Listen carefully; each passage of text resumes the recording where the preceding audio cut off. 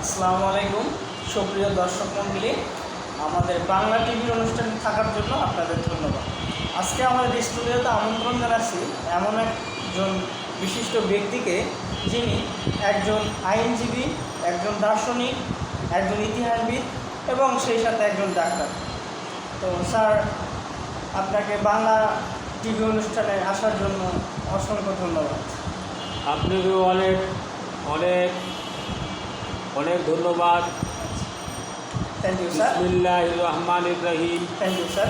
তো আজকে যে বিষয়টা নিয়ে আজকে আমরা আলোচনা করব সেটা হচ্ছে বাংলাদেশ সমসাময়িক বেকার এবং বাংলাদেশের যে উন্নতি, এগুলো আমরা কি কি স্টেপ বা কি পদক্ষেপ নিলে আমরা এই যে সমস্যাগুলো এগুলো ওভারকাম করে যেতে পারি, এই বিষয়ে আপনি সংক্ষিপ্ত আলোচনা করবেন। আসলে বেকার সমস্যার সমাধান একটা বড় চ্যালেঞ্জ একটা দেশের উন্নয়নের জন্য। বাংলাদেশের বেকার সমস্যা যতদিন সমাধান না হবে ততদিন এদেশের অগ্রগতি,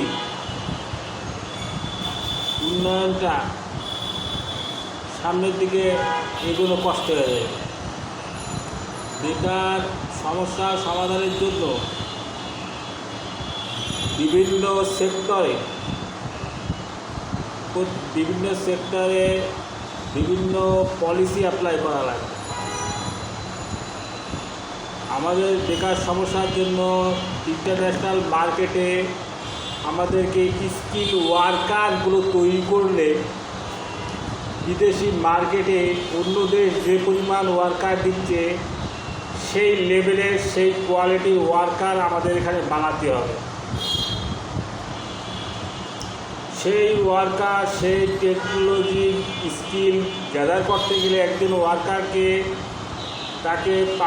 তাকে যে স্কিল করে গড়ে তুলতে হবে, সেজন্য সরকারি সেক্টরকে এবং বিভিন্ন ইন্টারন্যাশনাল দাতব্য সংস্থাকে এগিয়ে আসতে হবে। যদি প্রোডাকশান না করতে পারে তাহলে সেখানে জিনিসপত্রের দাম বাড়বে, বেকার ক্রাইসিস বাড়বে সব দিকে। এজন্য শিল্পায়ন লাগবে। প্রতিটি নতুন নতুন সেক্টর তৈরি করতে হবে, সেখানে এই বেকার যে জনসমষ্টি আছে তাদেরকে সেই সমস্ত স্থানে কাজ দিতে হবে। দিলে এই বেকার সমস্যাটা অনেকাংশ কমে যাবে। যেমন কেউ ভাবছেন না যে 30 বছরের পরে কেউ চাকরিতে ঢুকতে পারবে না, তাহলে 30 বছরের পরে যারা এক্সপায়ার হয়ে যাচ্ছে তারা কি পেনশনে চলে যাবে? না। তাহলে কি করা যায়? তাহলে গভর্নমেন্টকে, যে কোনো গভর্নমেন্টে আসুক বা এই গভর্নমেন্টেই থাকুক, তাদেরকে চিন্তা করতে হবে যে আমাকে এই বেকার সমষ্টিকে, বেকার মানুষগুলোকে আমাদেরকে জব অপরচুনিটি দিতে হবে।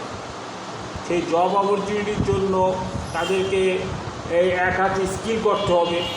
ইন্টারন্যাশনাল মার্কেটে তাদেরকে আরও ওপেনলি যাতে তারা যেতে পারে, সেজন্য সরকারিভাবে একটা পলিসি তৈরি করতে হবে। যাতে দেখা যাচ্ছে কেউ ইতালি যাবে, ইতালি সিজনাল বিষয়, এখন এই থার্ড পার্টি চলে আসছে, সে এসে এখানে 4-5 লাখ টাকা খাবে।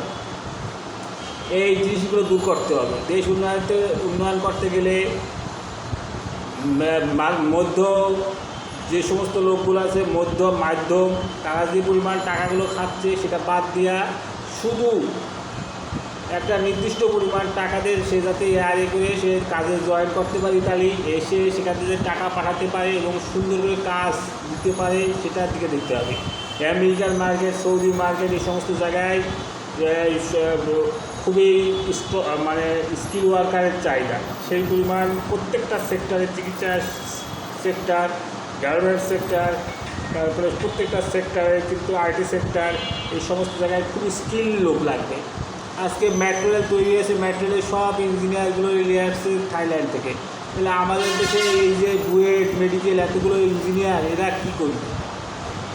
ফলে একজন সুপার প্রফেসর রাখতে হবে, আর সাথে তার সব ইঞ্জিনিয়ারগুলো বাংলা দিতে হবে, দিলে পরে আপনার টেকনিক তৈরি হবে। আসলে অনেকে বলছেন যে ইংলিশে কথা বললে কী সমস্যা, বাংলায় কথা বললে কী সমস্যা। আসলে কোনো সমস্যা না, আপনি কথা বলবেন ইংলিশে আর আরেকজন বাংলায়, এর ট্রান্সলেটার সুবিধা আনতে হবে। আস্তে আস্তে করে এটা বাংলাদেশ হিসেবে উপস্থাপন করতে হবে।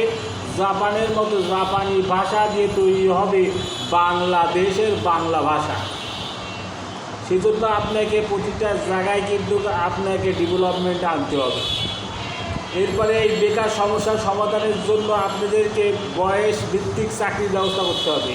30 বছরে যাদের বয়স শেষ হয়ে গেছে, তাহলে 35 থেকে 40 বছরের লোকরা কী পরিমাণ স্ট্রং আছে, তাদের শারীরিক অবস্থা কী আছে, তারা কী ধরনের চাকরি করতে পারে, সেই ধরনের চাকরির ক্যাপাবিলিটি দিয়ে তাদের সেই পরিমাণ সেই বয়স দিয়ে সেই চাকরির নিয়োগ বিজ্ঞপ্তি ছাড়তে হবে বেসরকারি খাতে অথবা এনজিও খাতে। তাহলে এই বেকার সমস্যা সমাধান হয়ে যাবে। বেকার সমস্যা হচ্ছে অনেকে আনস্কিলের জন্য হয়, সেই স্কিলের এক্সপিরিয়েন্সের জন্য হয়। সেই ব্যবস্থাগুলো প্রতিষ্ঠানিক এক্সপিরিয়েন্স তৈরি করে তাদেরকে বেতনে জবে জয়েন দিয়ে তাদেরকে বেকার সমস্যা থেকে সমাধানের দিকে আসতে হবে। ইন্টারন্যাশনাল মার্কেটের থেকে শুরু করে দেশের ন্যাশনাল মার্কেটের থেকে শুরু করে সমস্ত জায়গায় কিন্তু তাদেরকে একটা অপরচুনিটি ক্রিয়েট করে সুযোগ সুবিধা বিল্ড করে সব ডেভেলপমেন্ট করে এই বেকার সমস্যার সমাধান হলে বাংলাদেশ কিন্তু আস্তে আস্তে করে একটা সুন্দর দেশে পরিণত হবে। এবং এই জন্য শুধু কয়েকটা ইনস্টিটিউট আছে, এই জার্মান ইনস্টিটিউট, কোরিয়ান ইনস্টিটিউট, কিছু লোকজন আমি একবার পরীক্ষা দেখেছি, এত কয়েকজন নেয়, তা ওদের পরিচিত লোক ছাড়া ওরা ঢুকায় না। এই ধরনের লোকদের এভাবে তো আর আসলে 20-50 জন লোক লাখ লাখ বেকার। হ্যাঁ, তাই এরা যারা বিদেশে যাবে তাদেরকে হাই স্কিল করতে হবে। হ্যাঁ, টেকনোলজি খাতে, ফার্মাসিউটিক্যাল কাজে, রিসার্চ লেভেলে সমস্ত জায়গায় হাই স্কিল ল্যাব খুলতে হবে এবং এটা সরকারের পরামর্শ অনুসারে সেখানে ইনভেস্ট করে এবং এরপরেও কিন্তু একটা ভর্তুকি দিতে হবে মালয়েশিয়া সরকারের মতো, যে বেকার আছে এদেরকে আমরা ক্ষুদ্র ব্যবসায় পরিণত করব। তাহলে যে খুব ভালো বোঝে তাকে দিয়ে ব্যবসা করাতে হবে এবং তার সাবঅর্ডিনেট আরও 50 জন দিয়ে একটা সুন্দর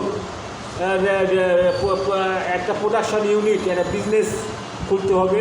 খুললে এতগুলো লোক কিন্তু চাকরি আর বেতন আর তার প্রোডাকশনে এসে দেশ কিন্তু উন্নতি চলে যাচ্ছে। তাই তোমাকে একটা লোনের ব্যাপারে আসতে হবে।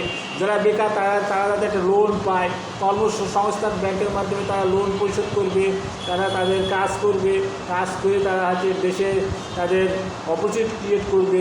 কৃষির মাধ্যমে হোক, শিল্পের মাধ্যমে হোক, তারপরে ইন্টারন্যাশনাল মার্কেটের মাধ্যমে হোক, প্রতি জায়গায় যাতে তারা সেই ব্যবস্থার কর্মসংস্থান জিনিসটা ডিস্ট্রিবিউট হয়ে যায়। তাহলে আলটিমেটলি দেখবা যে তোমার মানে 50% থেকে কমে একেবারে দেখা যাচ্ছে 20% তোমার বেকার থাকবে না, দেশ আপডেট হয়ে যাবে। থ্যাংক ইউ স্যার, আপনার অনেক অসংখ্য সুন্দর কথা বলেছেন, আলোচনা করেছেন। আমরা দেশবাসীর কাছে, আমাদের সরকার প্রধানের কাছে, সরকার যেই আসুক, আমরা তাদের কাছে বলতে চাই যে আপনারা এই বিষয়গুলো বাংলাদেশের বেকার সমস্যা সমাধান করার যতটুকু পারেন সমাধান করার চেষ্টা করেন। দেখবেন আগামীর বাংলাদেশ সুন্দর হবে। আসসালামু আলাইকুম। ওয়ালাইকুম আসসালাম।